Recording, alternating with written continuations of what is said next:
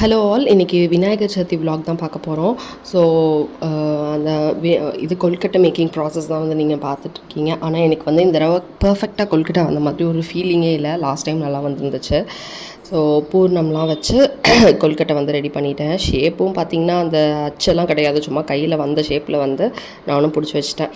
So அதுக்கப்புறம் அடுப்பை வந்து ஃபுல்லாக க்ளீன் பண்ணிவிட்டு அதுக்கப்புறமா சமைக்க ஆரம்பிக்கலாம், அது வைக்கலாம் கொழுக்கட்டையை அப்படின்னு சொல்லிவிட்டு ஃபுல்லாக க்ளீன் பண்ணி விட்டுட்டு கொழுக்கட்டை வச்சுட்டேன். கொழுக்கட்டை வேகிறதுக்குள்ளே வந்து சாமி பாத்திரங்கள்லாம் ரெடி பண்ணிடலாம் அப்படின்னு சொல்லிட்டு என்கிட்ட மினிமலாக நான் என்ன யூஸ் பண்ணுறேனோ அதை மட்டும் எடுத்து நல்லா பீத்தாம்பரி பவுடர் போட்டு வாஷ் பண்ணிவிட்டு மஞ்சள் குங்குமம் வந்து வச்சேன். தினமும் அந்த மஞ்சள் குங்குமம் வச்சோன்னா அப்படி ஒரு பாசிட்டிவிட்டி அந்த இதெல்லாம் பார்க்கும்போது வரும்.